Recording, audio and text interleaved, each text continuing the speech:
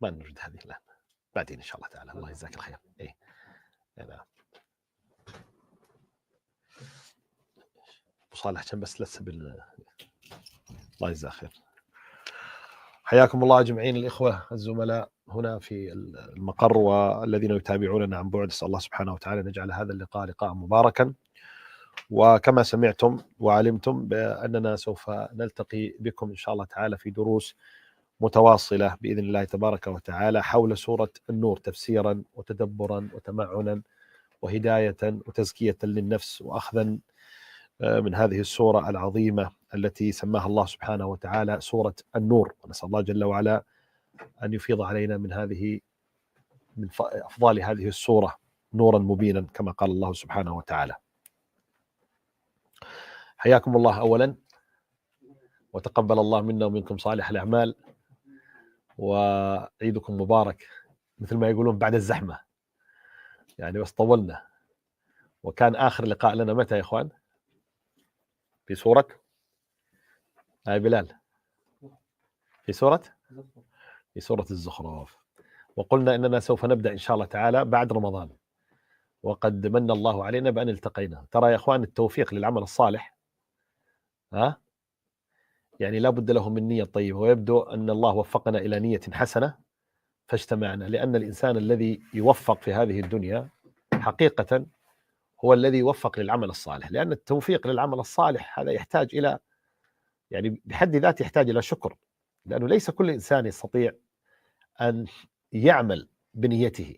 لكن لما الله سبحانه وتعالى يوفق العبد إلى مثل هذا العمل الطيب، لا سيما مجالسة الصالحين ومذاكرة القرآن ومدارسة القرآن، فهو في الحقيقة من أعظم الغايات التي ينبغي للعبد أن يحمد الله سبحانه وتعالى ويشكره أو يشكره عليها.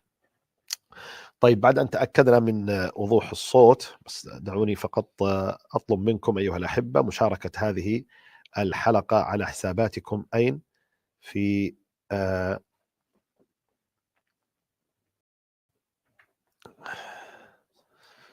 نعم، مشاركة هذه الحلقة على حساباتكم في الفيسبوك، كما أننا إن شاء الله تعالى ننشرها عبر قناة المعهد على تليجرام، وأيضا قناة المعهد على اليوتيوب، وصفحة المعهد على الفيسبوك. نسأل الله سبحانه وتعالى التوفيق. وقبل أن نبدأ هذا الدرس الذي كما تعلمون أننا في هذه المجالس نطلب من الجميع هنا، طبعا أنتم تحت الرقابة. ما هو الطلب الذي نطلبه يا أبو عمار؟ إغلاق الجوال وفتح المصحف. أي نعم، أن تكون دراستنا من وين؟ من المصحف. ولذلك أنتم يعني قدامي الآن، أي واحد يطلع جواله أو يحاول البحث عن الإجابة أو يرد على الجوال سيكون تحت الأضواء. لكن ماذا عن الذين عن بعد؟ نفس الشرط، ما نتنازل. ولذلك نتمنى أيضا من الإخوة والأخوات والأسون معنا عن بعد أن يلتزموا بهذا الشرط، وأن يتابعوا من جوالاتهم لا بأس، لكن يكون المصحف أيضا مفتوح، يعني الجوال يوضع أمامك ويكون المصحف بيدك، أو تكون كذلك إذا كان هذا على مستوى الأسرة، وهذا ما ندعو إليه، أن تكون هذه الساعة ثابتة في الأسبوع للإخوة الذين يتابعوننا عن بعد. تجلس الأم مع بناتها، بالذات الأم والبنات هذه الصورة العظيمة تحتاج إلى أن العنصر النسائي يكون مركز معنا أكثر من العنصر الرجالي. لكن لو افترضنا أن الأسرة كلها جلست فهذا شيء طيب، يجلسون وأمامهم شاشة التلفزيون وبأيديهم المصاحف. دائما نقول يعني الأسرة لو يعني جيد أنها تجتمع على شيء، فكيف إذا اجتمعت على كتاب الله جل وعلا تدبرا ويعني دراسة فإن هذا حقيقة من أفضل المجالس. قال النبي صلى الله عليه وسلم: ما اجتمع قوم في بيت من بيوت الله يتلون كتاب الله كما نفعل نحن الآن ويتدارسون فيما بينهم، وتعرفون الجزاء العظيم لمثل هذا. وبالذات هذه السورة التي يعني فيها الكثير والكثير مما يحتاجه المجتمع والفرد بالذات في هذا الزمان، سورة النور. نسأل الله سبحانه وتعالى أن يفتح علينا. طيب أيها الأحبة، هذه السورة لما نقول سورة النور، نحن الآن ننطق بكلمتين، سورة النور. والعجيب في هذه السورة أنها ابتدأت بكلمة ماذا؟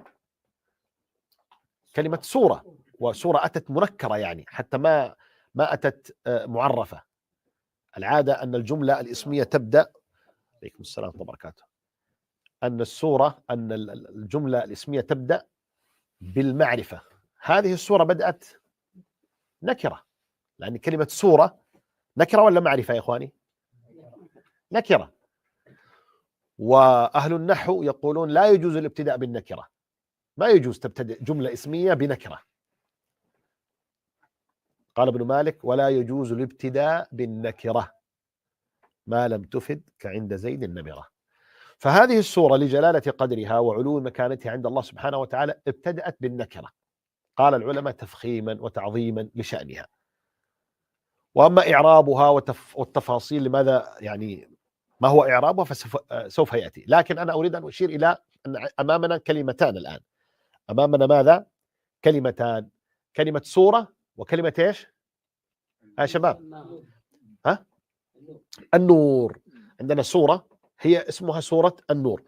طيب لو سألنا سؤالا، وهذا السؤال في كل سورة نبتدئها نسأل هذا السؤال ونقول: لماذا سميت هذه السورة بهذا الاسم، سورة النور؟ لماذا؟ لماذا سميت سورة النور؟ لورود قول الله تبارك وتعالى: الله نور السماوات والأرض. فقط؟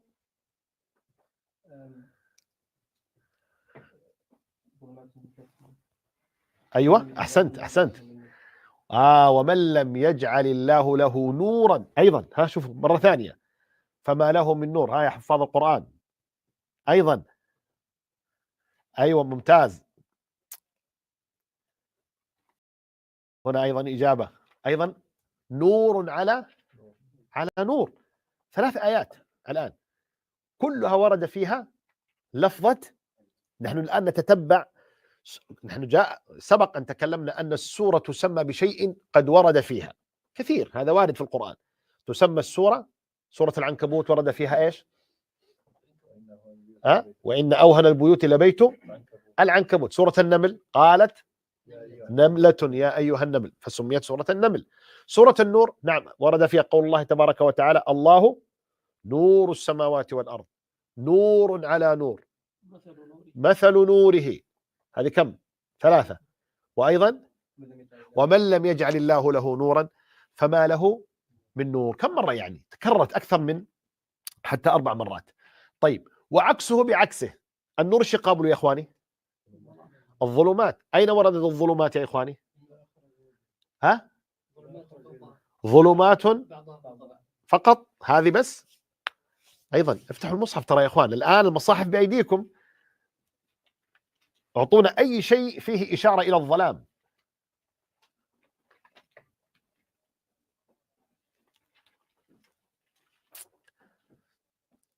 أي شيء فيه إشارة إلى الظلام. أو كظلمات. أحسنت يا بلال. أحسنت روح، ما شاء الله تبارك الله. فاطمة طه. أو كظلمات في بحر لجي. يا سلام. ظلمات بعضها فوق بعض. إذن هذه السورة أيها الأحبة سميت بسورة النور، معلوم لورود وتكرر كلمة النور أكثر من مرة. وأيضا هناك ما يقابل النور وهو الظلمة. طيب وهذا يدل على ماذا؟ هذه السورة أيها الأحبة جاء فيها الكثير من الأحكام الشرعية، الأوامر وإيش؟ والنواهي. أحكام شرعية، أوامر ونواهي. طيب إذا أردنا أن نربط الآن هذه الأوامر وهذه النواهي بكلمة النور، النور النور، فماذا سوف نقول؟ يدل على أن من عمل بهذه الأوامر نفذها فإنه على نور من ربه. أحسنتم، على نور من ربه. والذي لا يعمل بهذه الأوامر ويعاكسها ويخالفها فإنه في ظلمة. أحسنتم. إذن هذه السورة المبحث الأساس فيها أو الاسم العام يجب أن يستصحب دائما، لا بد أن يستصحب دائما معنا. فهو يدل على إيش؟ على أن الله جل وعلا الآن السورة هذه ركزت على مبدأ النور، ولذلك سميت بسورة النور. فكل ما ورد فيها من أحكام فهي من نور الله جل وعلا،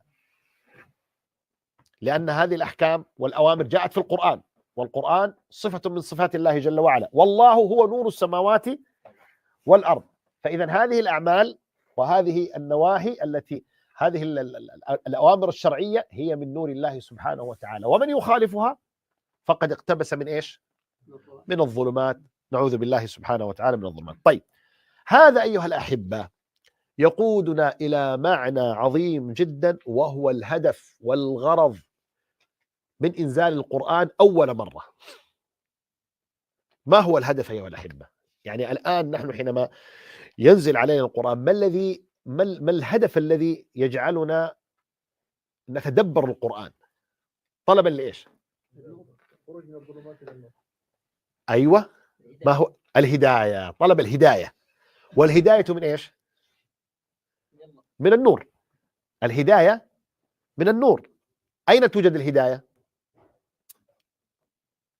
الآن عندنا كلمة النور كلمة عظيمة، كلمة كبيرة، تندرج تحتها كل المعاني الإيمانية المتعلقة بالقلب، كالتزكية والإيمان والهداية، صح ولا لا؟ طيب، القرآن نور؟ ما الدليل على ذلك؟ ما الدليل على أن القرآن نور؟ ها؟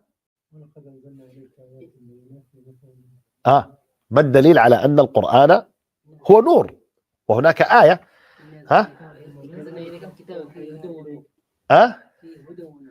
فيه هدى ونور. إن أنزلنا إليك التوراة فيها هدى. لا، القرآن.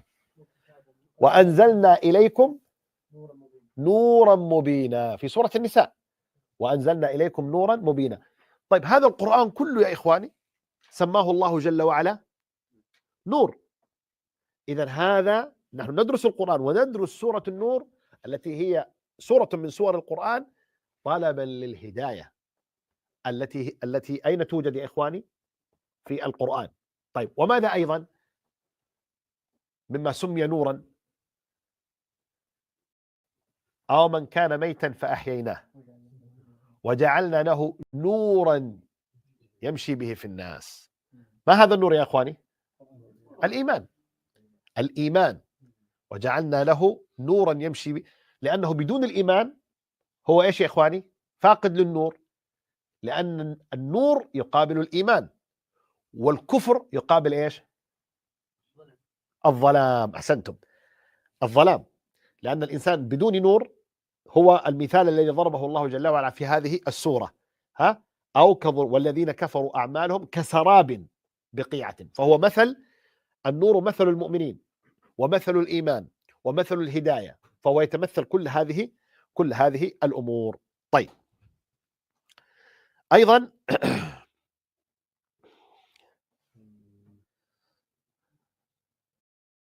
من اللي جاء؟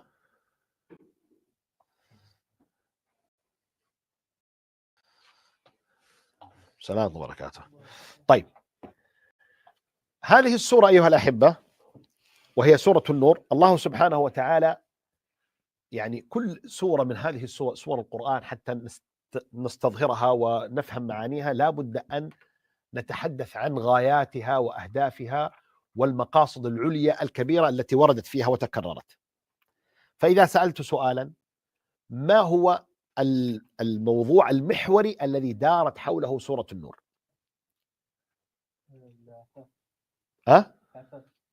العفاف هو الموضوع المحوري.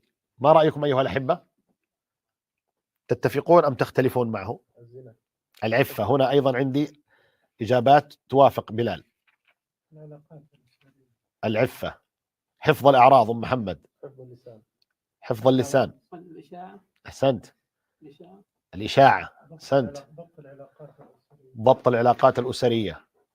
السلام. أحكام القتل. أحكام القذف. أحكام القذف، هذا كله الآن أنتم تدورون حول معنى واحد الآن، صح؟ ما هو هذا المعنى الذي تدورون حوله؟ تدورون حول معنى العفة، لأن العفة إما الآداب، يعني مجموعة من الآداب ذكرتموها الآن: حفظ اللسان، حفظ الأعراض، الاستئذان، العلاقات ما بين الداخل والخارج. سوف نأتي عليها بالتفصيل بإذن الله، لأنه اليوم نريد أن نقدم مقدمة حتى نفهم خريطة هذه السورة.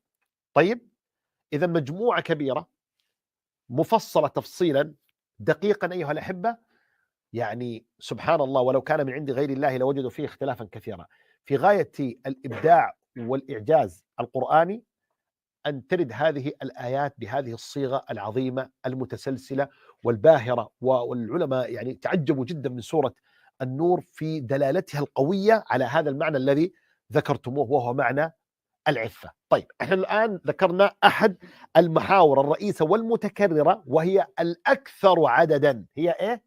الأكثر من حيث الآيات، الأكثر عددا. ماذا؟ الآيات الواردة في إيش يا إخواني؟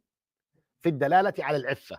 كل الذي ذكرتموه، حد الزنا، حد القذف، حتى قصة عائشة رضي الله عنها الذي هو حادثة الإفك، أيضا تدل على هذا المعنى. إذن كل هذه المعاني وما أكثرها، سواء كانت مسألة الزينة، الأمر بغض البصر، الأمر بالتزويج، سنأتي عليها إن شاء الله الآن بالتفصيل، لكن هذا هو المحور الأول، ويعد هذا هو المحور الأكثر. ماذا أيضا يوجد في سورة النور؟ محور آخر ما له علاقة، هو الآية الله نور السماوات والأرض، له علاقة أيوة، هذا سؤال جميل. شوف، الآن سأل سؤال خالد يعني قبل أوانه، لو توقف قليلا وسأل في الأخير كان أفضل. والآن ماذا يقول؟ يقول ليس هناك علاقة ما بين النور وما بين، لا، نحن نبحث عن مقاصد السورة الآن، ومقاصد السورة لا يمكن أن تصل إليها إلا بفتح المصحف ومطالعة الآيات. حياكم الله، تفضل. حياكم الله، أهلا وسهلا، أهلا وسهلا، يا مرحبا، حياكم الله، أهلا وسهلا. اللي يجي متأخر يا إخواني نعفيه من السلام، لأن السلام يطلع هنا ونحن في الدرس. حياك الله، يا مرحبا، تفضل. فأبدا نحن نعفيكم من السلام أيها الأحبة. طيب، الآن نعود مرة أخرى إلى المعنى الأساسي. هو سأل سؤال جميل، قال: الله نور السماوات والأرض. نور السماوات والأرض، ما علاقة النور بالعفة؟ سنؤجل هذا السؤال لأنه ربما تكون هناك محاور أخرى. ما المحور الآخر؟ يعني يقول هنا محمد، تقول الوصية باليتامى وذوي القربى، أيضا حتى الوصية وأنكحوا الأيام منكم الصالحين من عبادكم وإمائكم. هنا يا سلام، يا سلام، بلال أنت محضر شكلك. جميل جميل، أحسنت يا بلال. ماشي. بلال يقول إيش؟ التسليم لأمر الله وأمر رسوله صلى الله عليه وسلم، وهذا في غاية ما يكون. وين الآية يا بلال؟ أعطنا الآية. إنما كان قول المؤمنين إذا دعوا إلى الله ورسوله أن يقولوا ليحكم بينهم أن يقولوا سمعنا وأطعنا. هذه آية التسليم، آية التسليم، مثل الآية التي ويسلم تسليما التي في سورة النساء: فلا وربك لا يؤمنون حتى يحكموك فيما شجر بينهم ثم لا يجدوا في أنفسهم حرجا مما قضيت ويسلموا تسليما. إذا في هذه السورة محور، وإن كانت آياته قليلة، إلا ما هو هذا المحور يا بلال؟ ومحور التسليم، أن يقولوا سمعنا وأطعنا، هذا الحال محور. طيب، محور التسليم هذا محور عظيم، وسنربطه ببقية المحاور إن شاء الله تعالى، لأنه بحسب اطلاعي هذا المحور محور أساسي، ويكاد يكون محور حاكم على بقية المحاور الأخرى. لماذا؟ لأن الانقياد للأوامر والنواهي الواردة في هذه السورة يحتاج إلى مقدمة، وهي إيش؟ مقدمة التسليم. لأن الأوامر والنواهي التي سوف تأتي تحتاج إلى قلب مطيع، فإذا فقدت الطاعة في قلب المؤمن لا يمكن أن يستجيب. ولهذا نحن نقول في هذا الموضوع، وخاصة فيما يتعلق بقضايا الأخلاق، ومن قضايا الأخلاق كف النظر عما حرم الله وارتداء إيش؟ الستر هذا هو فيه كلفة، يعني صرت أحرك يدي والشاشة تستجيب. هذه ما هي من عندي يا أخوان، ترى استجابة من الشاشة. أحرك يدي ويطلع كذا زي الألوان، هذه ما هي من عندي. طيب فإذا هذا المحور، محور التسليم، يقضي هو كالقائد كالنور لبقية الأحكام الشرعية، لأن الإنسان الذي لا يقر بالأحكام، لا يقر بالتسليم لله سبحانه وتعالى، لا شك ولا ريب أن، ولذلك نجد كثير من الناس اليوم يجادل الله جل وعلا، وفي الحقيقة يجادل الله جل وعلا، لا يقتنع بحكم شرعي، ويجادلك في فرعية من الفرعيات. تقول الله جل وعلا نهى عن هذا الشيء، أمر بهذا الشيء، هو يجادل أصلا في مقدمة هو لا يؤمن بها. قال الله جل وعلا إنما كان قول المؤمنين إذا دعوا إلى الله ورسوله ليحكم بينهم أن يقولوا سمعنا وأطعنا. إذن هذه مقدمة مهمة جدا ومحور من محاور هذه السورة وسوف يأتينا. طيب وماذا أيضا؟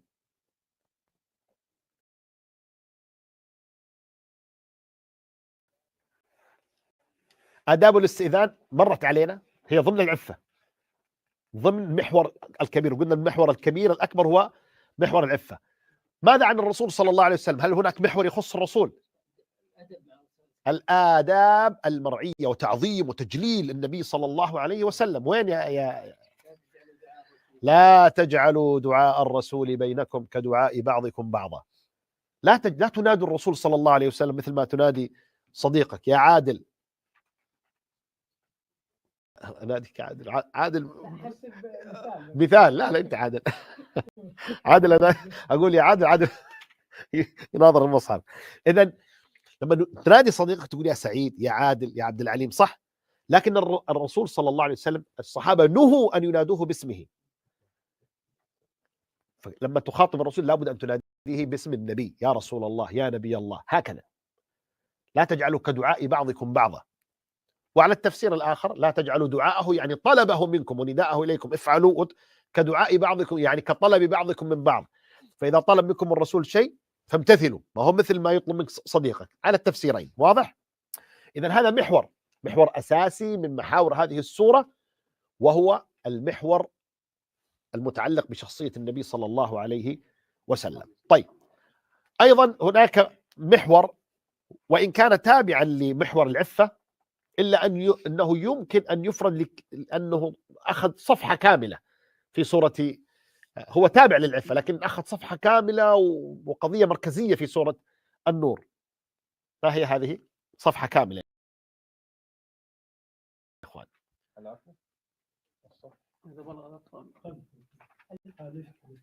حادثة الإفك، فهي محور رئيس، بل إن بعض العلماء يعد سورة النور إنما أنزلت على رسول الله صلى الله عليه وسلم تبرئة لعائشة، فيجعل قضية عائشة وحادثة الإفك هي المحور الأساسي التي جمعت المحاور الأخرى. يعني من أجل قضية عائشة جاءت هذه الآيات وجاء تعظيم الرسول، لأن الغضب الإلهي الذي حصل من جراء الحديث في عرض عائشة رضي الله عنها كان يعني أمرا لم يتخيل. يعظكم الله أن تعودوا لمثله أبدا. شوف كيف الخطاب قوي جدا، تهديد لمن يا أخواني؟ للصحابة، لأن في من الصحابة من تحدث في عرض عائشة. يعظكم الله أن تعودوا. طيب ولماذا هذا الأسلوب القوي، هذا الأسلوب القوي في النهي عن الخوض؟ لماذا يا أخواني؟ هل هو من أجل عائشة أو لعرض المؤمنات أو لمن يا إخواني؟ من يمكن أن يقول؟ أحسنت يا سعيد، ما شاء الله اليوم صحصح يا سعيد، الله يفتح عليك. من أجل النبي صلى الله عليه وسلم. هو الفرية والكذب على أي مؤمن أو على أي مؤمنة حرام ومن كبائر الذنوب، من 7 الموبقات. لكن لما كان في عرض عائشة ولمكانة عائشة من يا إخواني؟ من النبي عليه الصلاة والسلام، جاءت فيها صفحة كاملة إجلالا ورفعة لمن يا إخواني؟ لمكانة مين يا إخواني؟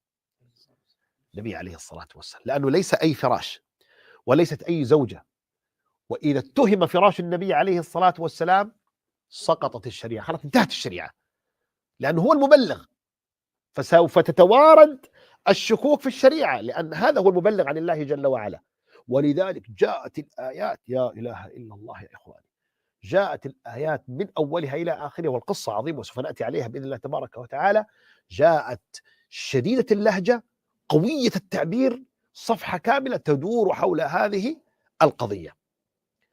إذن نلخص الآن، نلخص اسم هذه السورة، سورة إيش؟ النور. وسورة النور، وهذه اللفظة اللي هي اللفظة العظيمة، هي اللفظة التي انبثق منها الهداية، الإيمان، والقرآن، وذكرنا الأدلة على ذلك.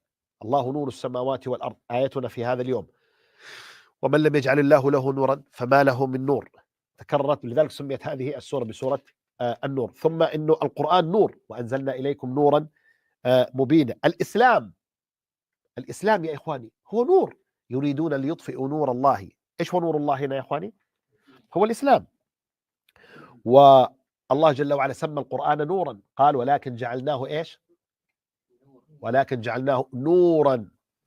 وكذلك أوحينا إليك روحا من أمرنا ما كنت تدري ما الكتاب ولا الإيمان ولكن جعلناه نورا، الذي هو القرآن، نهدي به من نشاء من عبادنا. إذن كلمة النور يا إخواني، تخيلوا كم مرة وردت في القرآن الكريم.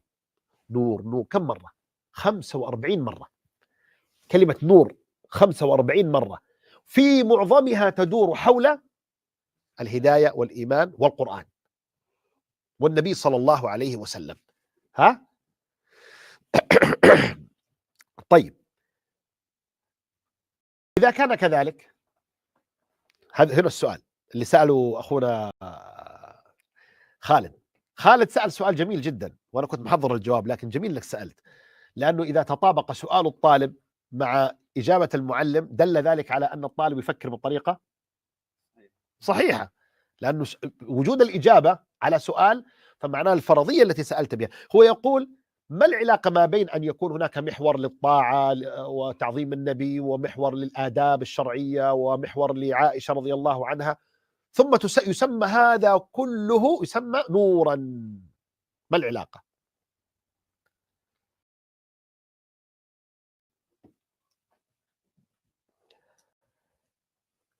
العجيب أيها الأحبة، أنتم ساكتين كذا حاطين يدي، جيبوا جواب. اليوم تعرف ايش اللي صاير لكم؟ مثل الطلاب في اول يوم دراسي، يجلس الولد كذا في الفصل ساكت كذا مؤدب مستحي من زملائه. ترى تعرفوا بعض، يمكن واحد اثنين ثلاثة اللي جدد منكم. هيبة المكان هو نفس المكان. الله يغفر لك يا سعيد. عليكم السلام ورحمة الله وبركاته. حياك الله يا أبا ياسر. تفضل تفضل.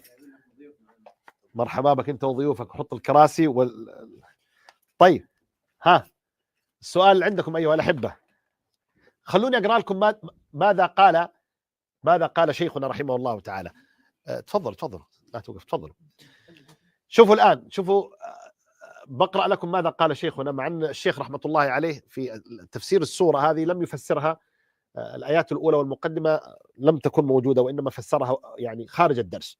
يقول رحمه الله تعالى كلام مختصر ومفيد، يقول سميت بهذا الاسم لقوله تعالى الله نور السماوات والأرض. وإذا تأملت السورة وجدت ذكر النور فيها، وأن الله نور السماوات والأرض، وقوله ومن لم يجعل الله له نورا فما له من نور، تبين لك أن العفة من أسباب نور القلب، وأن ضدها وهو الفجور من أسباب ظلمة القلب. ولذلك فإن الزنا سواء كان بالعين أو بالرجل أو باليد أو باللسان أو بالفرج تأثيره على القلب وعلى نور القلب أعظم من غيره، وتأثير العفة في نور القلب أبلغ. واضح الآن؟ شوف العلاقة الآن ما بين النور والعفة. الشيخ ذكر فقط هذا يا إخواني، الشيخ ذكر أن العفة وأكثر المحاور كما ذكرنا آيات إيش هي؟ موضوع العفة. موضوع العفة تكرر، مما يدل على أن العفة والأخذ بأسباب العفة إيش يا إخوان؟ ينعكس على القلب. كيف؟ ينير القلب. طيب، وإطلاق النظر والزنا والفواحش ماذا يورث القلب يا إخواني؟ ظلمة والعياذ بالله. ولذلك النظرة المحرمة سهم من سهام إبليس. أين تقع يا إخواني النظرة المحرمة؟ تذهب مباشرة إلى القلب فتنكت فيه نكتة سوداء. هذا السواد يجتمع وهو الران والعياذ بالله. كلا بران على قلوبهم ما كانوا يكسبون. ماذا يفعل هذا الران يا إخواني في القلب؟ يضيئه ولا يظلمه؟ يظلمه. ولذلك شوفوا لاحظوا الشيخ رحمه الله تعالى ذكر أن النور في العفة، ولذلك إذا رأيت المجتمع عفيفا سيكون مجتمعا منورا بنور الله جل وعلا. لماذا؟ لأنه يأخذ بأسباب العفاف ويقطع دابر الفتنة. وإذا رأيت المجتمع منفلتا لا يتأدب بآداب القرآن ستجد القلوب إيش؟ مظلمة. ولذلك يكثر أن تسمع في هذا المجتمع أنا أشعر بظلمة في قلبي، بوحشة في قلبي، ما أتلذذ بالقرآن، أصلي لكنني لا أشعر بالخشوع، لأنه النور غير موجود. أحد أكبر أسباب يعني النور هو عفة النظر والأخذ بأسباب العفة الكثيرة التي ذكرها الله سبحانه وتعالى في هذا القرآن، وهي المرتبطة ارتباط مباشر بموضوع إيش؟ النور الذي هو مثل هذه السورة. طب أنت الآن الشيخ أجاب بإجابة واحدة أو جعل ربط المدخل بموضوع العفة. طب وماذا عن بقية المحاور التي ذكرناها؟ كيف يمكن أن تؤثر على النور يا إخواني؟ التسليم، كيف يمكن أن يؤثر التسليم في النور؟ الكفر وصف بالظلم، نعم، والإيمان وصف بالنور. الله يفتح عليك. الكفر ظلمة، فالكافر مظلم القلب، مظلم.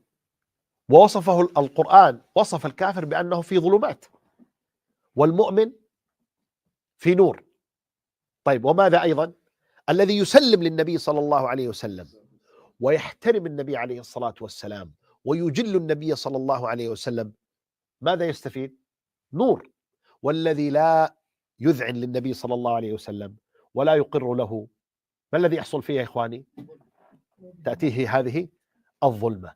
لذلك يا إخواني إذا أردنا أن نتحدث عن سورة النور فإن الاسم لابد أن يستصحب معنا، لابد يكون معنا اسم النور هذا دائما، وأن نربط به جميع الأوامر والنواهي الواردة، وأن نربط به قصة الإفك التي ذكرت بمسألة النور. فالذين أنجاهم الله سبحانه وتعالى من الخوض في عرض عائشة وأيضا أو طهروا، فإن النور حصل لهم بمقدار ما عندهم من البعد عن هذه يعني الفتنة. والذين وقعوا في عرض عائشة حصل لهم إيش؟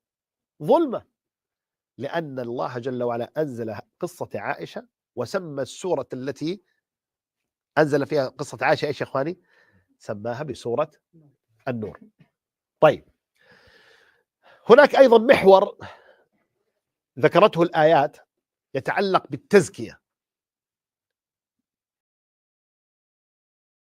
الله جل وعلا ولولا فضل الله عليكم ورحمته ما زكى منكم من أحد أبدا، ما تطهر أحد منكم من أحد أبدا. والتزكية ما هي يا إخواني؟ هي صلاح القلب وطهارة القلب. كيف تحصل هذه الطهارة وهذه النزاهة للقلب يا إخواني؟ باتباع ما جاء في هذه السورة من أوامر واجتناب ما جاء فيها من نواهي، وهذا يؤدي إلى اقتباس النور من نور الله سبحانه وتعالى. أيضا جاء في هذه الآيات محور آخر وقد ذكره بعض الأخوات هنا، وهو ما يتعلق بحسن الأخلاق والتعالي أو رفعة النفس في قصة عائشة مع من؟ مع مصطح حينما تحدث بالسوء في عرض عائشة، وأقسم أبو بكر أن لا ينفق عليه وهو ابن خالته، كان ينفق عليه وهو فقير جدا، فأقسم بعد أن نزلت آيات البراءة أنه سيوقف النفقة، فأنزل الله جل وعلا ولا يأتل أولو الفضل منكم والسعة أن يؤتوا أولي القربى والمساكين والمهاجرين في سبيل الله. قال الله جل وعلا بعد ألا تحبون أن يغفر الله لكم وليعفوا وليصفحوا ألا تحبون أن يغفر الله لكم. هذه تزكية يا إخواني. إنسان يا إخواني الحين الناس مو أنه يوقف النفقة، يقاطع، يعني الذي يعيد النفقة هذا أصلا افترضوا أن يعني على الجريمة كبيرة جدا أن يتكلم إنسان عن ابنتك، لا وابنتك من عائشة زوجة الرسول، والآية تقول لا يأتلي إنه يوقف النفقة، مش بس يعيد العلاقة، لا أيضا يعيد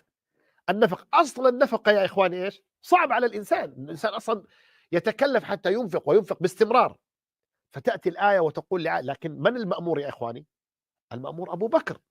فالاستجابة أبو بكر مظنونة أصلا، لأن أبا بكر رضي الله عنه وأرضاه ليس كسائر المؤمنين، هو مختلف أصلا. تمام. ولذلك جاءت الآية موجهة لأبي بكر الصديق رضي الله عنه، لأن مثل أبي بكر يصلح أن يزكى بهذه التزكية، والمفترض أن يزكى بهذه التزكية. فقال مباشرة رضي الله عنه وأرضاه: بلى أحب أن يغفر الله لي، وأعاد النفقة ونسي هذه الجريمة. وطبعا مصطح رضي الله عنه وأرضاه طهر في الدنيا بالحد، فأعاد أبو بكر. فهذه التزكية يا إخواني من المحاور التي دارت حولها هذه السورة. طيب الآن معنا المصاحف، نريد أن نرتب الآيات اليوم استعراض لهذه السورة. إذا بقي معنا شيء من الوقت سوف نذهب ونأخذ الآيات الأولى، لكن افتحوا الآن المصاحف. عندنا الآن المحور الأول، نريد أن نسرد جميع الآيات الواردة فيها ونضع لها محاور وعناوين. طيب نبدأ من البداية. المحور الأول، المحور الغالب اللي آياته كثيرة، الحفاظ على العفة، الأمر بالعفة. طيب آية رقم 1، يعني هذه العفة تحتها الآن بنود. البند الأول ايش نقول؟ تشريع حد الزنا. ما هي الآية يا أنس؟ الزانية والزاني فاجلدوا كل واحد منهما 100 جلدة. أحسنت، هذه الآية الأولى. شوف الآن آية رقم 1، يعني المحور الأول هذه الآية الأولى فيه، وهو تشريع حد الزنا. ليش؟ كيف يعادل؟ لماذا أصبح حد الزنا، وجود حد للزنا يدعو إلى العفاف؟ حتى يرجع. لا، السؤال ما هو لك يا أنس، أنت جديد سنة أولى ممكن تغلط أنس. ها؟ نعم. يلا الآن شوف هنا الآن جميلة تقول الردع. أحسنت، الأمر بالعفة. طيب كيف يعني هذا يدل على العفاف يؤدي إلى العفاف يا عادل؟ تشريع حد الزنا مؤداه وجود العفاف أو التأسيس للعفاف. نحن الآن في المحور الأول العفاف. تفضل.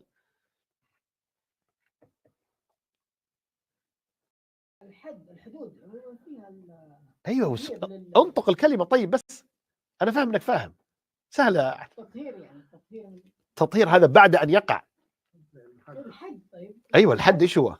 الحد الردع يكون يعني الردع. أحسنت، لأن الإنسان إذا سولت له نفسه وعلم أن هناك حدا إيش يصير؟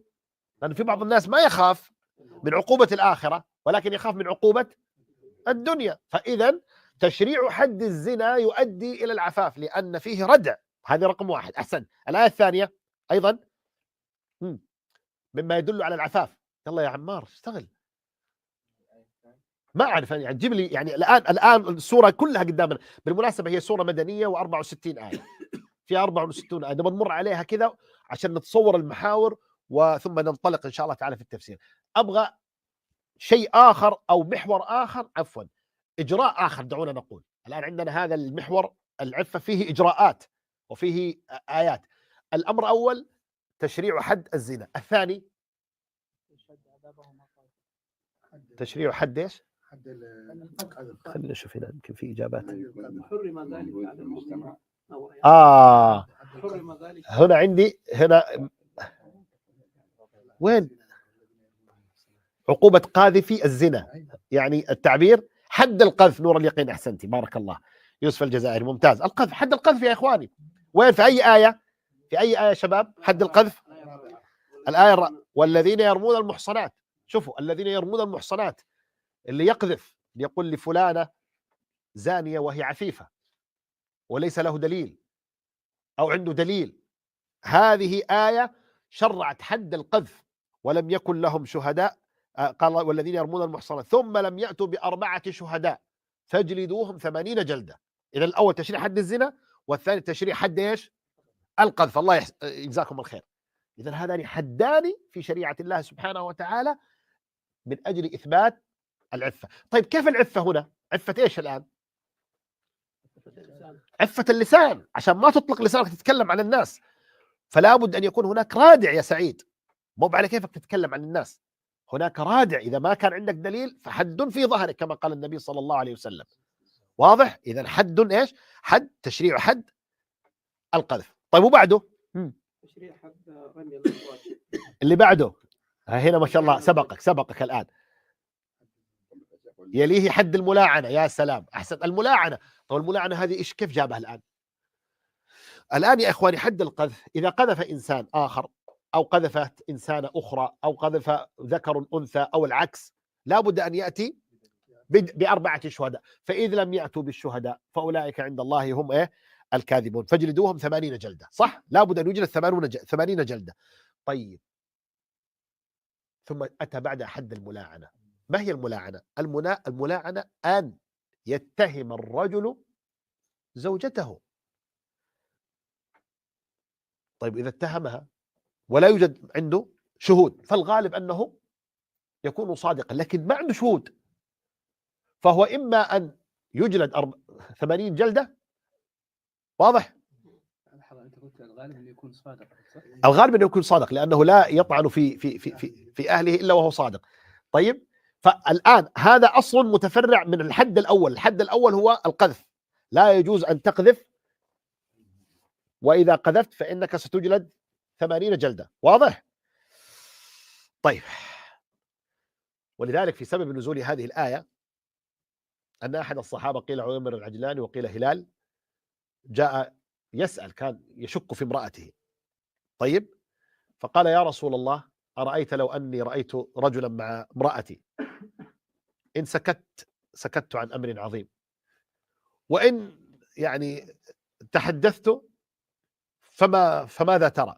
فقال البينة أو الحد في ظهرك. ما في، يعني هو داخل ضمن القذف، فسكت. ثم حصلت الحادثة كأنه كان يشك في امرأته، فلما أخبر النبي صلى الله عليه وسلم جاء هذا الحد كاستثناء من الحد السابق. طيب هو حد غريب، فهو يحلف 4 مرات، ثم الخامسة بطريقة مختلفة كما جاء في الآيات، ثم هي تحلف وتكذبه 4 مرات، ثم تدعو على نفسها بالغضب، هو يدعو على نفسه باللعنة. وهذا كله يا إخواني حتى ما يتكلم الإنسان إلا وهو صادق، حفظا لإيش؟ للأعراض.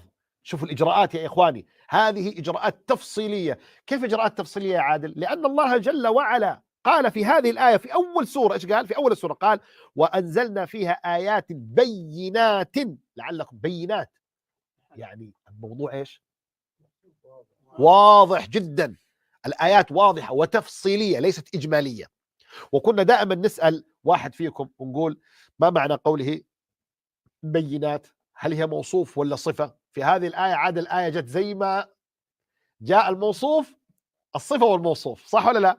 وين الصفة يا حسن؟ بينات، والموصوف آيات. الآيات هي الموصوف والصفة هي البينات. هنا في هذه الآية جاءت الصفة وموصوفها. أحسن. طيب إذا هذا رقم 3 الآن، هذا الإجراء الثالث يعتبر إجراء رقم 3، تشريع حد الزنا، ثم حد القذف، ثم الملاعنة. طيب نمشي. قصة عائشة حادثة الإفك تدل على ايش يا اخواني؟ ايضا على مبدأ العفة. كيف يا سعيد؟ شوف الآيات عندك. سعيد مسوي كذا بعيد عن، خليك هنا مشغول معانا جبنا لك مصحف المدينة. يلا اعطوني كده من قصة عائشة شيئا يدل على وجوب العفة.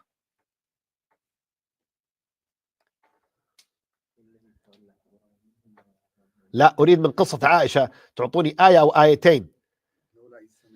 لولا إذ سمعتموه ظن المؤمنون والمؤمنات بأنفسهم خيرا. لا والله يا إخواني هذه آية عظيمة جدا. تعرف ايش معناها؟ يقول الله جل وعلا للمؤمنين لولا إذ لما سمعتم هذه القصة السيئة عن عائشة رضي الله عنها، لو أنتم فكرتوا هل ممكن أنتم تسووا الشيء هذا؟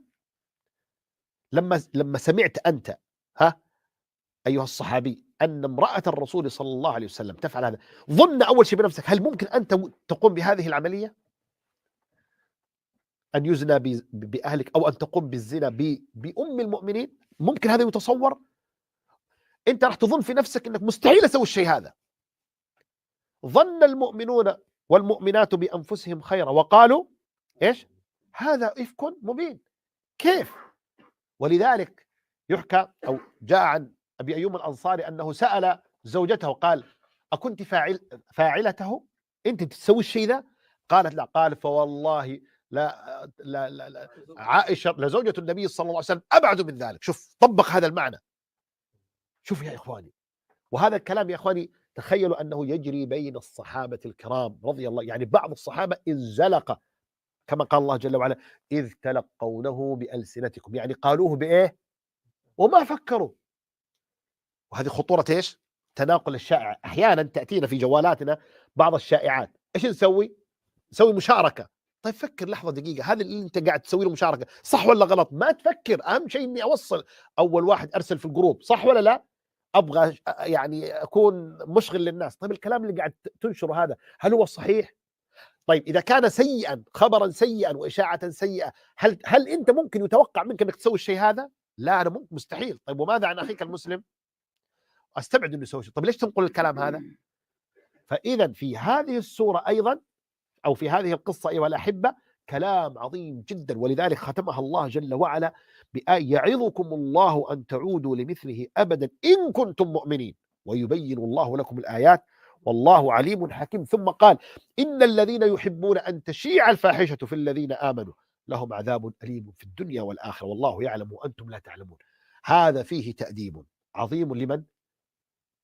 للمؤمنين، أولا الصحابة ومن بعدهم، أن عملية حفظ اللسان والعفة وأن هذا الأمر الذي أنت تبرئ نفسك منه. ولذلك هذا يا أخواني مبدأ في التشريع. يقول لك فلان والله يتلاعب بأموال المسلمين. طيب وماذا عنك أنت كنت في مكانه؟ أنا مستحيل أخذ. إذا كنت أنت مستحيل تسوي الشيء ذا، فليش لماذا هو تتوقع أو تتخيل أو تتساهل في اتهامه بهذا الشيء؟ هو مبدأ ظن بالناس كما تظن بنفسك. ظن بهذه المرأة كما تظن بأختك وبأمك وبزوجتك. طيب وإذا المجتمع أصبح يتعامل بهذا المبدأ هل يتطاعنون ويتقاذفون التهم؟ لا، سيكون كل واحد فينا حريص. ولذلك إحدى أمهات المؤمنين لما سألها النبي صلى الله عليه وسلم يعني هل يتوقع من عائشة هذا؟ قالت أحفظ سمعي. وستأتينا القصة عجيبة. قالت أحفظ سمعي ولا أقول إلا ما علمت عليها إلا خيرا. موضوع خطير انك انت بعدين هذه زوجة النبي عليه الصلاة والسلام، وهي قصة ما جاءت لمجرد التاريخ وإنما جاءت للتزكية. تزكية من يا أخواني؟ لكي لا، نحن الآن قاعدين ندرس. لماذا؟ عشان نصلح يعني أعمالنا ونغير في تفكيرنا وفي أسلوب، لأنه نحن اليوم نعيش خارج المنظومة الإلهية يا أخواني للأسف الشديد. اليوم المجتمع العالم يعيش خارج الكلام هذا. لذلك أصبح المعروف إيش يا إخواني؟ أنا أتحداكم أن تخالفوا في هذا. أصبح العري مقبولا عكس العفة. اعكس العفة ستجد أشياء كثيرة أصبحت مألوفة. بل أصبح الأب اللي هو محل التربية والأم التي هي محل التربية تمارس أمام أبنائها ما يخدش العفاف، بل ربما تقوم بتصويرهم وتوثيق هذه الجريمة وتوزيعها على الناس ولا ينكر عليها أحد. بالله يا إخواني أليس هذا مخالف لهذه الآيات التي نتحدث عنها ونقرأها؟ وستأتينا طبعا الآيات التي تتحدث عن هذه، لكن نحن الآن ندور حول موضوع اللسان. وطبعا في ذلك الوقت لم تكن لديهم أجهزة وتكنولوجيا يتناقلون فيها الأخبار، يعني ما في إلا الكلام. ولذلك جاءت الآية إذ تلقونه بألسنتكم. طب واليوم احنا نتلقى الأشياء بألسنتنا؟ لا، كل واحد جالس تحت الفراش تحت البطانية وقاعد يرسل مليون خبر، يكتب في مجموعة فيها 200 واحد ولا 1000 واحد وينقل الأخبار ويتناقلها. وما يعني نحن اليوم وصلنا إلى مرحلة يعني خطيرة جدا من سرعة تناقل الأخبار والشائعات. القرآن يحكم على كل هذا، له طريقة في يعظكم الله إذ تلقونه بألسنتكم ظن المؤمنون والمؤمنات بأنفسهم خيرا. لذلك نحن حينما ندرس القرآن يا إخوان ندرسه من أجل ماذا؟ من أجل التغيير. لأن إحنا الآن في مستوى بعد دراسة هذه الآيات يجب أن نغير أفعالنا ونستفيد من هذه الهداية. طيب ممتاز. الآن تفضل. هنا ظن مقصود بها اليقين ولا الشك؟ لا لا لا لا، ظن اللي هو اليقين. نعم، أنت تستيقن الآن يا إخواني. كل واحد فينا الآن لو قلت له هل تتخيل أنك تسرق؟ ايش تقول؟ أنا أسرق؟ احترم نفسك. عمار يضحك. صح، كيف أسرق أنا؟ معقول أسرق؟ طب وفلان هذا ممكن يسرق. الله أكبر، هو يسرق عادي وأنت مستحيل تسرق. هكذا يظن الإنسان بنفسه خيرا ويتساهل في الآخرين. ولذلك طيب كون عائشة رضي الله عنها جاءت هذه الآيات في تبرئتها معناه لأنها زوجة النبي عليه الصلاة والسلام جاءت هذه الآيات مشددة. كذلك نقول إذا كان الرجل له هيئة دينية فاتهم فاتهامه أشد. يعني لو جاء عالم واتهمه أهل الضلال والزيغ وصرنا نحن إيش نسوي؟ نرسل شوفوا كيف حسبي الله عليهم، إيش فيه، شوف إيش يقولون. والله أنت كذا الآن ساهمت الآن، لأن هذا فيه أذية لهم، صح ولا لا؟ وفيه نشر لقالة السوء وإذاعتها، صح ولا لا؟ فهذه الآيات جاءت بهذه القوة لفراش النبي صلى الله عليه وسلم. وكلما كان المطعون والمقذوف له هيئة دينية كلما كان قذفه أشد أو أشد جرما وأشد قبحا، لأنه لا يترتب عليه أذيته في نفسه وإنما أذيته في علمه وإسقاط عدالته، وبالتالي طلابه سيتأثرون وكتبه سوف تتأثر ودعوته سوف تتأثر وهكذا، لأن الأمور مترابطة. وضحت الفكرة؟ إذن هذه القضية رقم كم يا إخواني؟ حد الزنا، حد القذف، الملاعنة، قصة الإفك. ممتاز. بعد ذلك أعطوني يلا كلها فيما يتعلق بقضية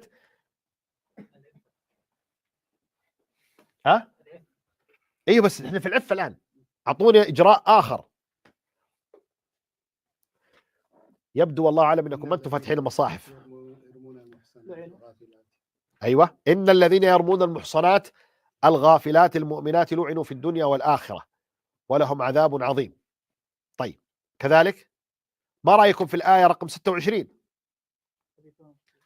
الله أكبر يا الخبيثون الخبيثات للخبيثين والخبيثون للخبيثات. شوفوا كيف القرآن يصف الزنا بأنه إيه؟ خبث، وكل ما يؤدي إليه خبث، ويصف من يتعاطاه بأنه خبيث. فلا بد نسمي الأمور بإيه؟ إنسان يزني فهو خبيث، وإنسانة تمارس الزنا، طبعا هذا قبل التوبة، ما دام مقيما على الزنا فهو خبيث، ومن تمارس ذلك هي خبيثة. وهذا اللفظ لا يقال ترى بسهولة، وإنما يقال حتى الانتقاء هذه اللفظة من أجل تقبيح الزنا وتخويف الإنسان منه. وعكسه من يا أخوان؟ والطيبات للطيبين والطيبون للطيبات. قال الله جل وعلا أولئك إذن أيضا من ضمن الإجراءات وصفه، لأنه يا إخواني المعاني ليس لها تأثير إلا إذا أنزلتها على أرض الواقع. كذا يا أبو صالح ولا لا؟ يعني الزنا محرم، وبالتالي من يفعل الزنا خبيث. لذلك نحن نستفيد من هذا الأسلوب القرآني أنه في البداية الزانية والزاني فاجلدوا كل واحد، الزاني لا ينكح إلا زانية، واضح؟ ثم الخبيثات للخبيثين. الآن انتقل من وصف الفعل إلى وصف إيه؟ وصف الفاعل. أول كان يصف الجريمة نفسها، أما الآن يعني جعل حد لهذه الجريمة، أما الآن فهو وصف لمن يمارس هذا بأنه خبيث. واضح؟ واضح يا شيخ ابو صالح؟ اذا الان، ولذلك انت الان حينما تريد ان تجرم فعلا تجرم الفعل ثم تجرم فاعليه حتى الناس تحذر منه، وتبحث عن الالفاظ والمصطلحات. وانتم تعرفون اليوم حينما نريد ان نجرم، العالم لما يريد ان يجرم فعلا معينا يجرم الفعل ثم يصف ويضع اسم لمن يمارس هذا الفعل. فاذا لقب الانسان بهذا يخاف، يقول لك انا حتى لا يقولوا عني ايه كذا. واضح يا اخواني؟ انتم فاهمين الكلام ولا مش فاهمين؟ فاهمين صح ولا لا؟ حتى لا يقال عني كذا، لان من يفعل هذا الفعل ولذلك القرآن حتى ينفر من الزنا سمى من يمارسه ايه خبيثا. فالإنسان حينما يأتيه الشيطان لكي يقع في هذه الفاحشة يقول القرآن يقول عن هؤلاء انهم ايش؟ خبثاء. ولذلك الانسان لما يدخل دورة المياه الخلاء ماذا يقول؟ اللهم اني اعوذ بك من الخبث والخبائث. شوف يا اخواني، والقرآن يقول الخبيثات للخبيثين. اذا هذا ايضا من الادلة او من الاجراءات التي ينفر بها من الزنا وتدعو وتجبر الانسان على ان يكون عفيفا. احسنتم. طيب، وكذلك الان سناتي، ما رايكم في الايه التي بعدها؟ صالح اليوم ساكت، ما اعرف ايش المشكله. اليوم الطاوله كبيره عشان كذا. صالح استعن بالله وشارك. ها المشكله صح، كلها هذه بسيطه. ها سهله هذه كلها، قاعد يدور على الصعب. ايوه، هو يبحث عن الصعب. صالح، يلا يا صالح. يعني الآداب يعني لازم تستأذن قبل لا تكون. لا لا، اقرا الايه، قول الايه رقم كذا. رقم نعم 27. احسنت. الايه رقم 27: يا ايها الذين امنوا لا تدخلوا بيوتا غير بيوتكم حتى تستأنسوا وتسلموا. هذا ادب ايش يا اخواني؟ ادب الاستئذان. هذا بها ادب ايش؟ الاستئذان. طيب الاستئذان ليش الله جل وعلا جعله من آداب العفة؟ لأن إذا ما في استئذان يمكن أن تدخل على إنسان فتكشف عورته، صح ولا لا؟ وهذا لمن هو قادم من فين؟ من الخارج. لاحظ، يعني إنسان جاي من برا لابد أن يستأذن. قال النبي عليه الصلاة والسلام إنما جعل الاستئذان من أجل البصر، من أجل النظر. فلا بد أن يستأذن، هذا واضح. غيره اللي بعده، ها تفضل. الاستئذان مرتبط بموضوع العفة ومرتبط بموضوع الزنا. تفضل. الآية رقم 33. ايوه طيب، آية 33 ما جينا هاي الآن. في عندنا آية ها؟ آية 31 عندنا. هو مرتبط نحن الآن في الأول بموضوع الزنا يعني. نعود طيب إليه إذا وصلنا إليه. الآن احنا آية 27 قلنا الاستئذان لمن هو خارج المنزل. تفضل يا محمد. ذكرناها قرناها. نعم. أيضا آية 30 بسم الله يلا. آية 30 اللي هي أحسن، آداب غض الأمر بغض البصر. طيب، قل للمؤمنين، واللي بعدها قل للمؤمنات. شوف، الأمر بغض البصر وجه لمن؟ ووجه لمن؟ للمؤمنات. شوفوا يا إخواني، طيب ورد في جانب الرجال وجانب إيش؟ طيب لو جاء في جانب الرجال ألاك ما كان يشمل النساء؟ طيب لماذا جاء في الرجال وفي النساء؟ بالتأكيد. الله، أبو ياسر اليوم ما شاء الله تبارك الله. طلق. أحسنت. وهذا مما يصدق أو يؤكد أول آية آيات بينات، فجاء التفصيل حتى في هذه النقطة، مع أن الآية الأولى كانت تسد مسد النساء، لأن كل الخطابات الموجهة للمؤمنين تشمل من؟ لكن جاءت آية خاصة بالرجال وجاءت آية خاصة بالأمر بإيه؟ بغض البصر. وسيأتي عن ماذا يغض وعن ماذا تغض الرجل والمرأة، لكن الآية وجهت إلى الطرفين الجنسين، وهذا فيه تأكيد لمعنى غض البصر. وأن غض البصر يا إخواني إيه؟ كما أن الأول فيه غض السمع، القذف، لازم تحط قفل أذانيك ما تسمع الكلام، وما تقول أنا أسمع وما يأثر في قلبي. ما في أحد يسمع ويجعل أذنه ويدخل المواقع ويتناقل الأخبار ويقول لك والله ما تأثر في. إذا لو كانت ما تأثر فينا لما نهانا الله جل وعلا عنها، وليس كذلك يا أنس؟ لو ما تأثر فينا كان الله جل وعلا خلاها طيب اذا كذلك البصر اللي يتساهل في البصر سوف يؤثر في قلبه، ولذلك لا بد من عمليه ايش؟ التوبه والمراجعه. خلينا في مقاطعه اجتماعيه ارجعكم ورجوع الزاني لا ينكح الا زانيه. ايوه ايش هي مقاطعه اجتماعيه انه واحد او زاني ما ينكح الا. الان هو يسال في تفسير الايه. احنا ما نفسر الايات الان. طيب.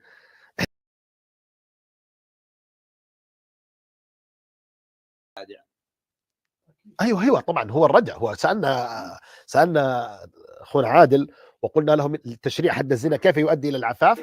قال الردع، وجود حد يرضى. لكن المقاطعه هذه ان شاء الله سوف لما نيجي نشرح الايات هذه، الان احنا الان لم نشرح الايات. طيب يلا نبغى الان الاجراءات يا اخوان، لانه اجراءات العفه وردت بالتفصيل في سوره النور. احنا الان ذكرنا غض البصر، وبعد ذلك ها لا بعيد، رحت بعيد. وين يا اخي؟ وين؟ انا ابغى اشوف المتابعين. ها الحجاب يا شيخ. الحجاب وين الحجاب هذا؟ يا سلام. مسألة الزينة، مسألة ولا يبدين زينتهن إلا ما ظهر منها، وهذه طبعا حنشرحها ونقف عندها كثير. لكن كون يرد في القرآن التفصيل لمن تظهر المرأة زينتها، هذا ما يدل على أنه هذا الموضوع لم يترك حتى تبينه السنة، مع أنه حتى لو بينته السنة فهو كما بينه، لكن القرآن بين هذا الأمر، مما يدل على أنها آيات بينات. ولقد أنزلنا إليك آيات يعني هذا الأمر لخطورته لو تساهل فيه المجتمع يتدمر. جاءت الآيات بتحديد ويحفظن فروج ولا يبدين زينتهن إلا. إذن هذا إجراء، وهو توضيح لمن تبدي المرأة زينتها. أحسنت. طيب، ولذلك جاءت الآيات مفصلة ولا يبدين زينتهن إلا لبعولتهن أو آبائهن أو آباء بعولتهن. يا أخوان القرآن يعدد الجهات التي تبدي المرأة لها الزينة، يعني ذكرت ذكرا مرتبا. طيب، ثم بعد ذلك الله جل وعلا ختم هذه السورة بإيش؟ وتوبوا إلى الله جميعا. ما يدل على ايش يا حسن؟ الآيات هذه وقل للمؤمنين يغضوا، قل للمؤمنات يغضضن، ثم بعد ذلك وتوبوا إلى الله جميعا. مناسبة واضحة يا حسن.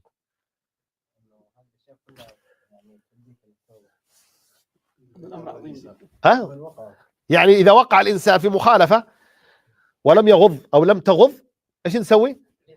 عليه بالتوبة. وهذه الآية مما يستدل به على وجوب التوبة على الفور. الإنسان أول ما يذنب يجب عليه التوبة، تجب عليه التوبة. طيب، كذلك من الإجراءات يا إخواني، هيا خالد،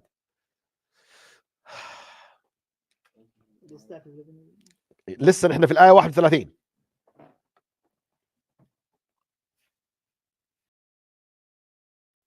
ويضربن بأرجلهن. لا خلاص انتهينا من الآية هذه خلاص. وأنكحوا الأيام منكم. شوفوا الآن يا إخواني، طيب الآن غض البصر، والمرأة تغض البصر ولا تبدي الزينة. طيب، كما أن الله جل وعلا حرم إيش؟ الزنا، وحرم القذف، وخلق الشهوة لبقاء النسل البشري. ايش نسوي؟ ما هو الحل؟ شوفوا التفصيل يا إخواني. جاء الأمر بإيه؟ بالإنكاح. أنكحوا الأيام منكم. من هم الأيام؟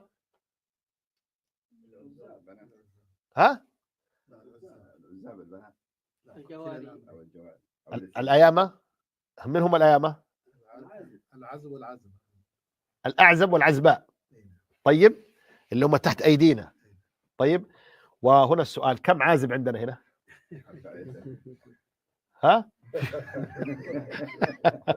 هو عمار رفع يده. طيب، ايوه عنده، ايوه. ولذلك جاء الامر موجه للاباء وموجه للاولياء ان ينكحوا الايام ممن تحتهم. خلاص. فاذا كانت المراه سواء كانت ثيبا او كانت بكرا فجاء الامر بتزويجها، لانه الزواج احد اجراءات ايش يا اخواني؟ العفه. ولذلك قال النبي صلى الله عليه وسلم: يا معشر الشباب من استطاع منكم الباءة فليتزوج. لماذا؟ لأنه أغض للبصر وأحصن للفرج. الشريعة تريد الناس يتزوجوا، والمجتمع الذي يتأخر فيه الزواج يكون مجتمع عفيف يا إخواني. وحنلاقي الشباب في المساجد يصلوا ويبتهلوا، وحنلاقي البنات لا الشيطان ما حيتركهم بالطريقة هذه، لأن هذه غريزة. وبالتالي المجتمع الذي يتأخر فيه الزواج وتتعقد فيه الأمور هذا مجتمع مهيأ لإيش؟ انتشار الزنا على طول. انت حسن العباره يا انس، لهتك العفاف، ولا انت ماخذ المصطلح القراني على طول؟ احسنت، نعم، ينتشر فيه الزنا، نعم، لأن الانسان في النهايه لابد ان يصرف هذه الغريزه، فاما ان يكون بالحلال وهو هذا وانكحوا الايام منكم والصالحين من عبادكم وامائكم، واما ان يكون الطريق الاول والعياذ بالله. طيب، وماذا ايضا وبعده؟ الله، شوفوا يا اخوان، شوفوا، وهذا هو بلاغه التشريع القراني هنا في هذه السوره. طيب، ما استطعنا نزوجهم، ماذا يفعل الانسان اذا لم يستطع؟ قال الله جل وعلا: وليستعفف الذين لا يجدون نكاحا حتى يغنيهم الله من فضله. لانه النكاح عليه مسؤوليات وعليه نفقه وعليه. طيب اذا ما استطاع ماذا يفعل؟ امره الله بالعفه. شوفوا يا اخواني، وليستعفف الذين لا يجدون نكاحا حتى يغنيهم الله من فضله. وهذا تشريع عظيم يا إخواني. طيب، ثم بعد ذلك هل في شيء ثاني؟ ولا تكرهوا فتياتكم على البغاء إن أردنا التحصن. شوفوا الأمر، لا يعني هي تريد المكاتب الرقيق الأمة، هي تريد تريد الزواج وتريد، وهو يكرهها على البغاء وهي تريد التحصن. فالله جل وعلا سبحانه وتعالى نهى عن هذا، مما يدل على أن الله جل وعلا جعل حدا كله في إجراءات إيش؟ العفة. شرع حدا للزنا وللقذف، وأمر بالعفاف، وأمر بالتزويج، ونهى عن إكراه الفتيات على البغاء. سبحان الله. طيب، نمشي يا أخوان عشان نلحق الأمور الأخرى. طيب، هل في شيء آخر في هذا الوجه؟ لا يوجد. نقلب الصفحة.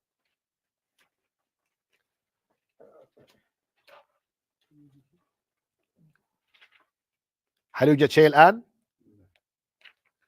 لا يوجد شيء في هذا المحور الآن. طيب، خلاص كده خلصنا إلى نهاية السورة، ما في شيء، صح؟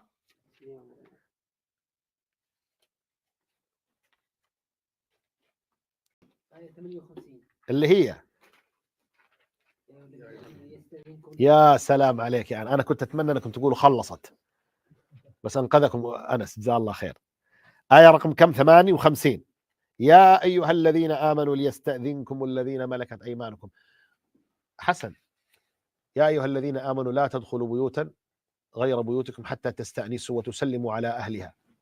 وهذه الآية يا أيها الذين آمنوا ليستأذنكم الذين ملكت أيمانكم والذين لم يبلغوا الحلم منكم 3 مرات. ما الفرق بين هذا الاستئذان وذاك الاستئذان؟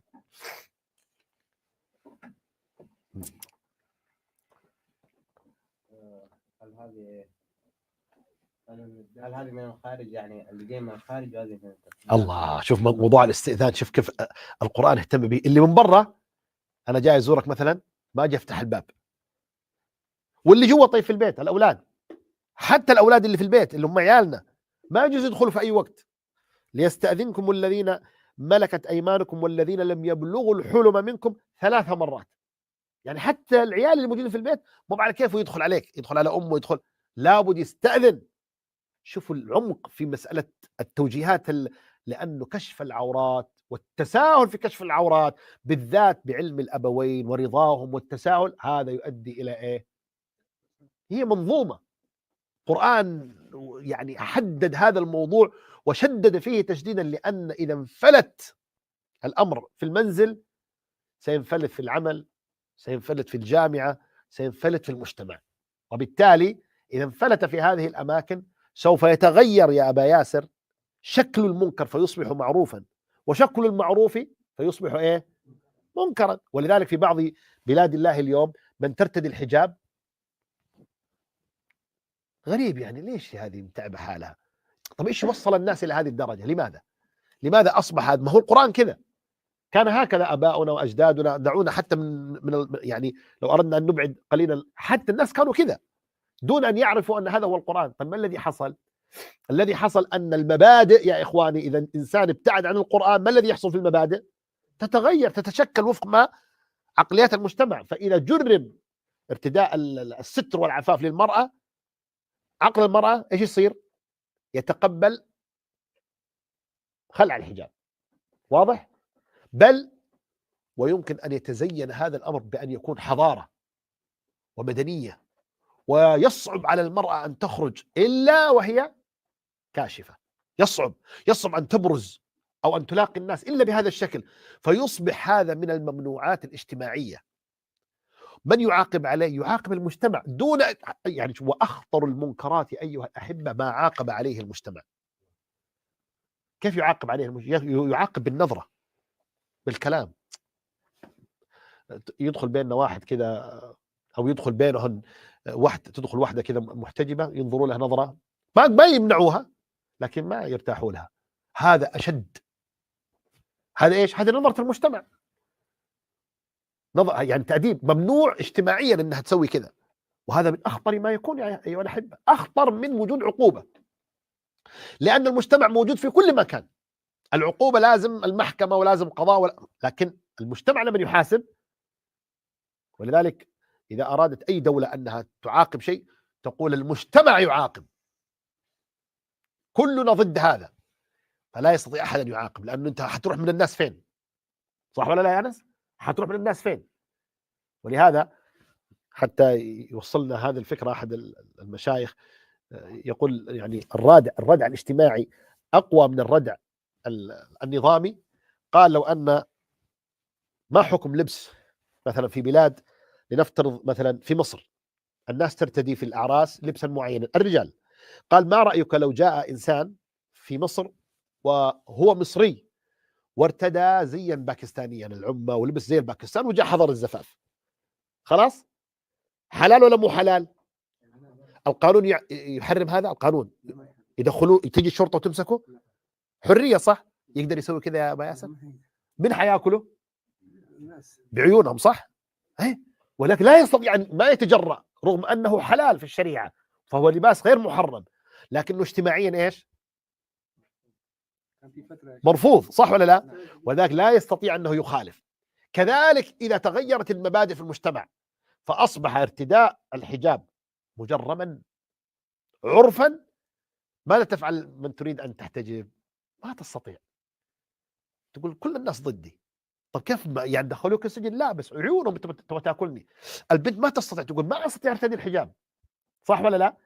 ولهذا القرآن في هذه السورة وضح ما هو الخبث وما هو الطيب، وأمر بالعفاف وأمر بالإنكاح ونهى عن الزنا يعني لا، القرآن له معيار حاكم وقائد للمجتمع، والمجتمع المسلم يجب أن يعود إلى هذا، لأن هذا هو الأليق به، هذا الواجب عليه.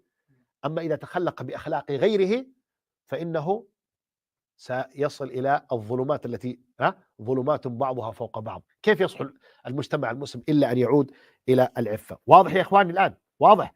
طيب ماذا أيضا؟ آية 60 وهي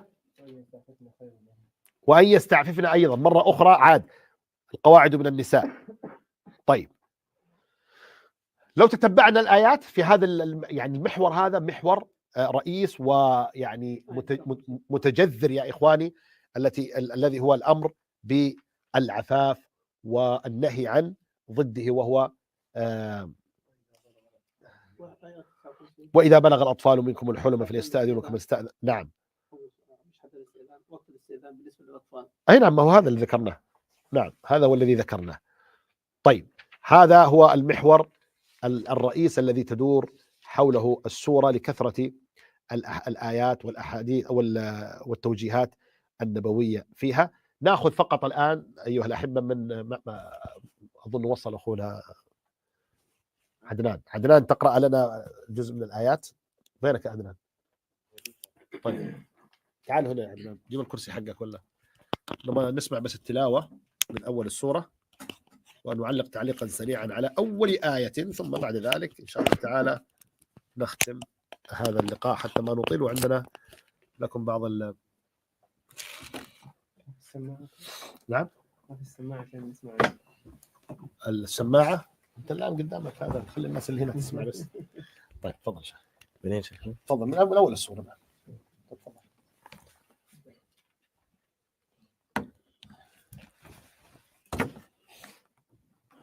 إلى أن تقول حاجة. ها؟ إلى أن توقفني شيخ. أي نعم تفضلي. أعوذ بالله من الشيطان الرجيم. بسم الله الرحمن الرحيم. سورة أنزلناها وفرضناها وأنزلنا فيها آيات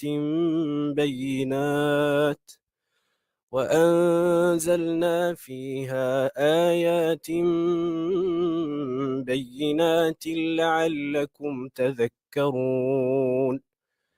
الزانية والزاني فاجلدوا كل واحد منهما 100 جلدة ولا تأخذكم بهما رأفة في دين الله إن كنتم تؤمنون بالله واليوم الآخر وليشهد عذابهما طائفة من المؤمنين. الزاني لا ينكح إلا زانية أو مشركة والزانية لا ينكحها إلا زان أو مشرك وحرم ذلك على المؤمنين. والذين يرمون المحصنات ثم لم يأتوا ب4 شهداء فاجلدوهم 80 جلدة ولا تقبلوا لهم شهادة أبدا وأولئك هم الفاسقون إلا الذين تابوا من بعد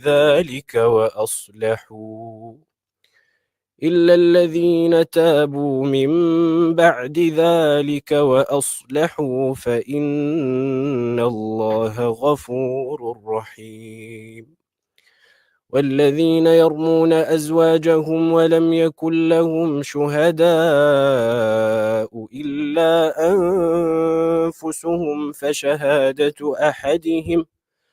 فشهادة أحدهم 4 شهادات بالله إنه لمن الصادقين.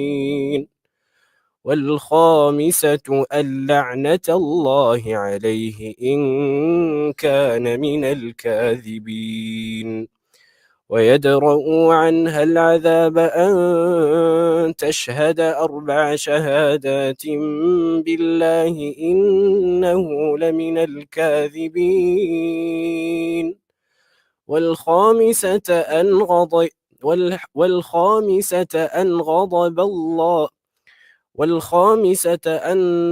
غضب الله عليها إن كان من الصادقين.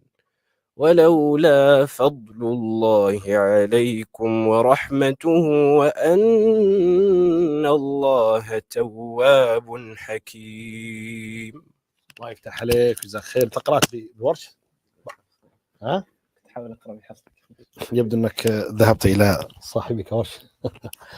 أخونا عدنان يقرأ برواية ورش ولذلك ما حبيت أرد في بعض الآيات لأنه ربما تكون رواية وأنا ما أعرف، وقد أحسن من انتهى إلى ما سمع وإلى ما علم.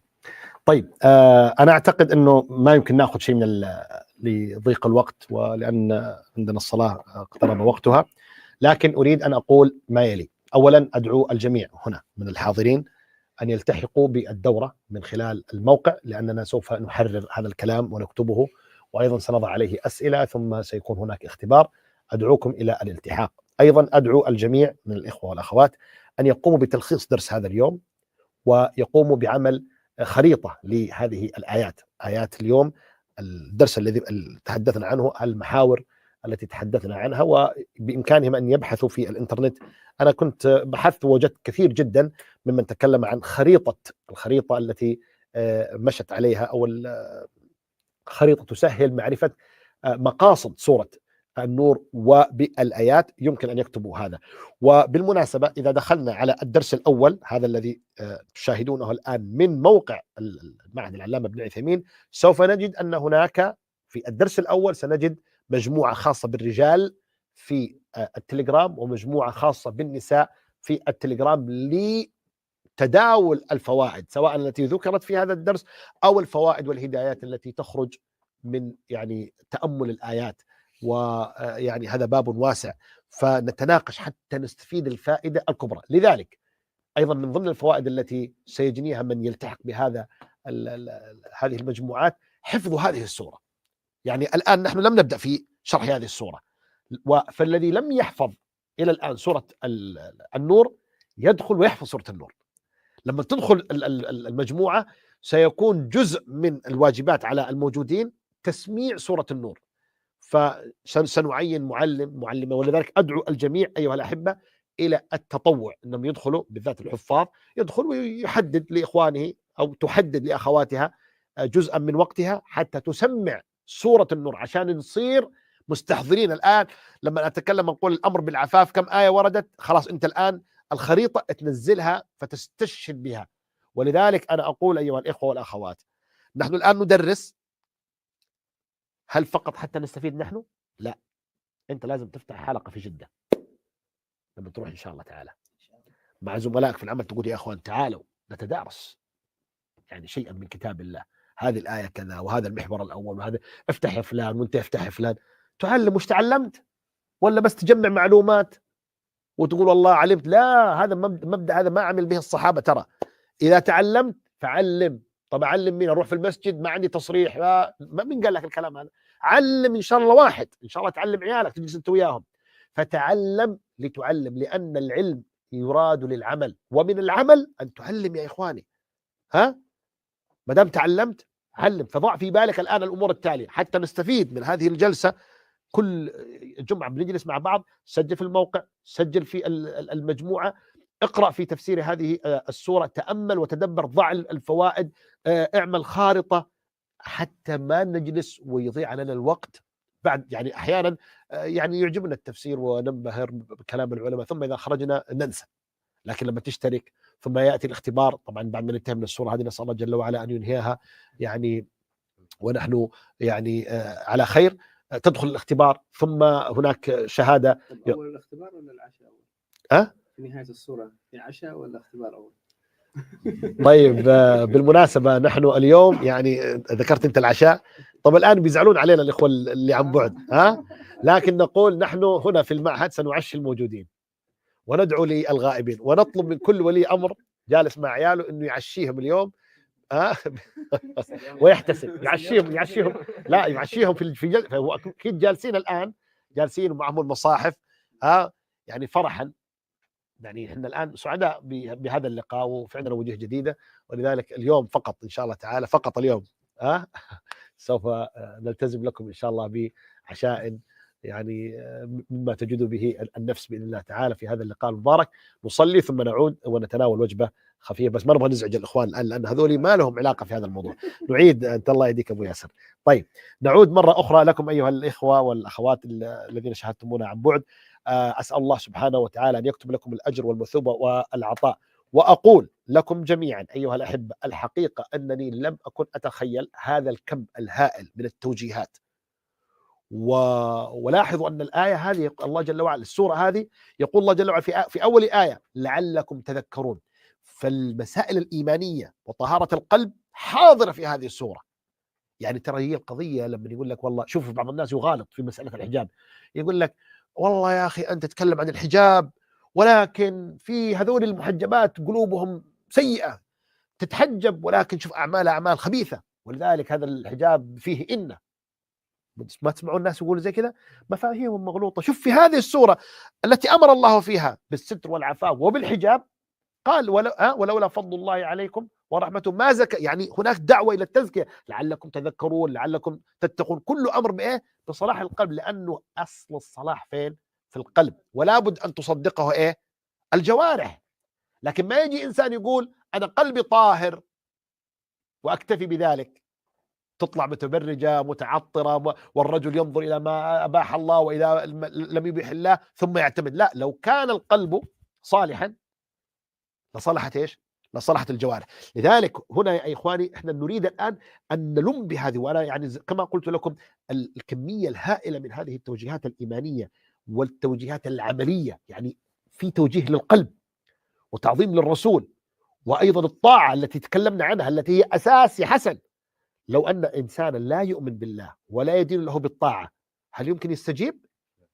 ما الذي يجعل الإنسان، يعني يوسف عليه السلام لما قال معاذ الله إنه ربي أحسن مثواي، عنده إيش؟ القلب، الإيمان هنا يا إخواني. ورجل دعته امرأة ذات منصب وجمال فقال إني أخاف الله رب العالمين. هذا إيش اللي يخليه، وهو يعني هي التي أتته وذات جمال، في شيء في القلب، صح ولا لا؟ فاللي يقول لك طيب هذا القلب لكنه رده. طيب في بعض الناس يقترف المعاصي يقول لك قلبي عامر بالإيمان، لأنه هذا نوع من الإرجاء، لأنه يعتمد على مسألة التصديق ويكذب ما في قلبه بإيش؟ بجوارحه. هذه الصورة تهدم هذا المفهوم المجتمعي السيء، لأن في بعض الناس عنده هذا المفهوم، المرأة تفعل ما تشاء، تذهب متعطرة، تذهب متبرجة، تفعل ما تشاء وتتكل على ما في قلبها من إيمان. ليه؟ لو كان كذلك لماذا أنزل الله جل وعلا هذه الآيات؟ لماذا أنزل الله جل وعلا ولا يبدين زينتهن وأمر بغض البصر وبالإنكاح؟ لماذا؟ ليش هذه الإجراءات كلها؟ لو كان يكفي ما في القلب لما نزلت هذه التوجيهات الشديدة وهذا التحريص. لذلك أيها الأحبة حتى نصل حتى نصل إلى أعلى درجة من الفائدة، بما أنك دارس ادرس زي الناس، صح ولا لا يا سعيد؟ ادرس بشكل متكامل، احفظ السورة ورتب المعاني وشوف الفوائد واقرأ في التفاسير، وإيتي في هذا المجلس ومعك شيء تفيد به إخوانك. ما رأيكم أيها الأحبة؟ نصيحة طيبة تقبلونها؟ جزاكم الله خير. نقول سبحانك اللهم وبحمدك أشهد أن لا إله إلا أنت أستغفرك وأتوب إليك. هنا سؤال طبعا قبل أن نمضي أيها الأحبة، وأنا يقول وين الرابط؟ ما أدري أي رابط، إذا كان رابط التسجيل فهو موجود في أظن ستجدونه أيضا في صندوق الوصف لهذا الفيديو، وأيضا أظن الروابط الخاصة بالتليجرام، مجموعات التليجرام أيضا موجودة في رابط الفيديو. لذلك أدعو الجميع ممن يشاهدنا أن يأتي وأن يلتحق حتى نستفيد جميعا، وأن تبدأوا من الآن في حفظ السورة، احفظوها أنتم وحفظوها أبناءكم وبناتكم. وفرصة، ترى أقول لكم حاجة يا إخواني، ترى ما هي إلا أيام وتنتهي هذه السورة، وسوف أذكركم بإذن الله تبارك وتعالى. وقد فعلنا من قبل، بدينا سورة وكذا، والواحد يقول أحيانا متى ننتهي؟ الله إنما هي أيام تجري، ثم تقول الحمد لله الذي هدانا لهذا. فأقول أي إخوة لا تضيعوا أوقاتكم واستغلوا لحظاتكم، وسوف ترون الذين ما فعلوا مثل فعلكم أو دخلوا وتركوا متى نادمين في الأخير، يقول لك يا ليتني كنت ايش سويت يا أخي، رحت ضيعت وقتي وما استفدت شيء، صح ولا لا؟ إذن إن شاء الله ملتقانا معكم الأسبوع القادم في مثل هذا الوقت الساعة 8:30 بتوقيت مكة المكرمة، وسوف نتناول بإذن الله تبارك وتعالى ما يكتب الله لنا من بداية سورة النور. نستودعكم الله، نقول سبحانك اللهم وبحمدك، نشهد أن لا إله إلا أنت، نستغفرك ونتوب إليك، والسلام عليكم ورحمة الله وبركاته.